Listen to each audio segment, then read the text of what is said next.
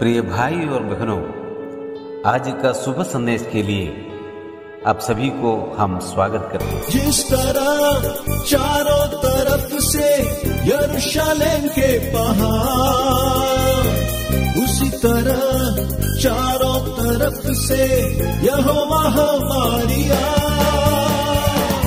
जिस तरह चारों तरफ से यरूशलेम के पहाड़,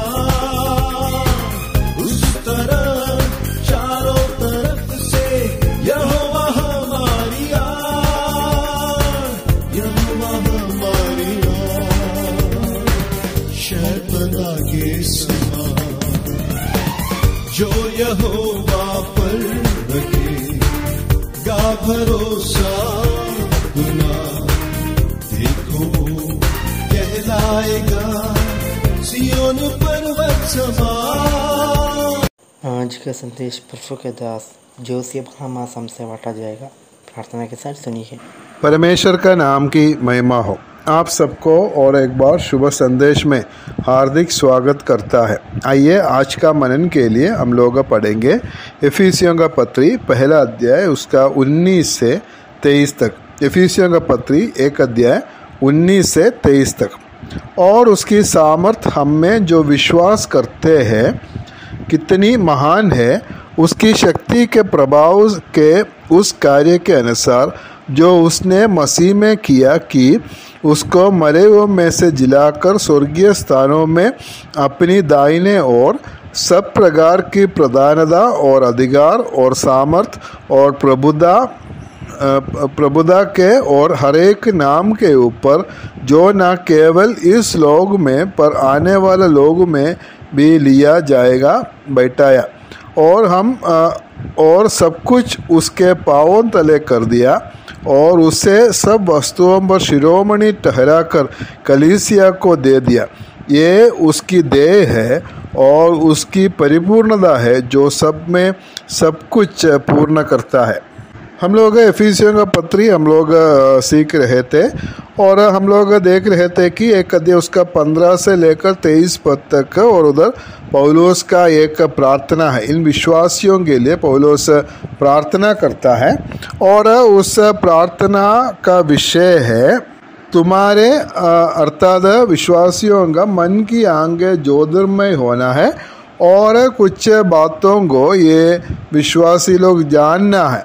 और उसके लिए पौलुस प्रार्थना करता है। और ये लोग क्या जानना है, हम लोग पिछले दिनों में हम लोग देख रहे थे। पहले है कि वो लोग परमेश्वर को जानना है और उसके बाद में उसकी बुलाहट की आशा क्या है वो जानना है और परमेश्वर का जो धन को जानना है।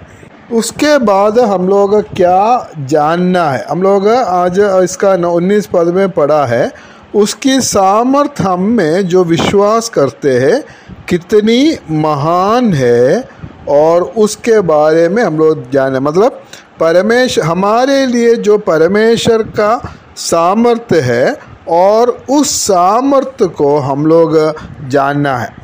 इधर उस सामर्थ्य का या शक्ति का जो अलग अलग शब्द इधर इस्तेमाल किया, उधर हम लोग देख सकते हैं, उधर सामर्थ्य हम लोग देख सकते हैं, उसके बाद महान और शक्ति प्रभाव, ये सब बात हम लोग इस देख सकता है। उस शक्ति का गंभीरता को दिखाने के लिए ये सब हम लोग देख सकता है। यूनानी भाषा में अलग अलग शब्द इसमें इस्तेमाल किया है। डुनामिस, एनर्जिया, क्रेटोस, इस्कस, ये सारा शब्द इधर इस्तेमाल किया है। मतलब वो शक्ति जो हमारे लिए है वो शक्ति इतना महान है और परमेश्वर की सामर्थ्य हम इस दुनिया में इस्तेमाल कर सकता है। परमेश्वर हमारा जीवन से ये नहीं चाहता है कि हम जैसे तैसे एक मसीही जीवन को जिए, ऐसा नहीं है। हम पूरा शक्ति के साथ हम लोग एक मसीही जीवन हम लोग जीना है। प्रभु यीशु मसीह बोला है कि हमें बहुतायत का जीवन वो दिया है। और जो हमारे लिए जो उपलब्ध जो शक्ति परमेश्वर का शक्ति है, और उसके बारे में हम लोग इधर 20 पद से हम लोग पढ़ते हैं, जो उसने मसीह में किया कि उसको मरे हुओं में से जिलाकर स्वर्गीय स्थानों में अपनी दाहिने और सब प्रकार की प्रधानता और अधिकार और सामर्थ और प्रभुता के ऊपर बैठाया है। परमेश्वर का जिस शक्ति से मसीह को मरे हुओं में से जिलाया और उसकी दाहिने और सब प्रकार की प्रधानता अधिकार सामर्थ और प्रभुता के ऊपर जो बैठाया हुआ परमेश्वर का वो शक्ति है, आज हम लोग उसका अनुभव कर सकता है। प्रभु यीशु मसीह को मरे हुओं में से जिलाया हुआ वो शक्ति आज हमारे लिए उपलब्ध है कि परमेश्वर को प्रसन्न करने वाला एक जयवंत मसीही जीवन जीने के लिए हमें मदद करता है।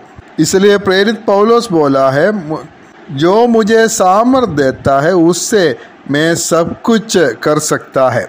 हम अपना शक्ति से हम वो कुछ नहीं कर सकते, लेकिन परमेश्वर की शक्ति जो हमारे लिए है उसके सहायता से हम लोग एक जयवंत मसीही जीवन इस दुनिया में हम लोग जी सकता है।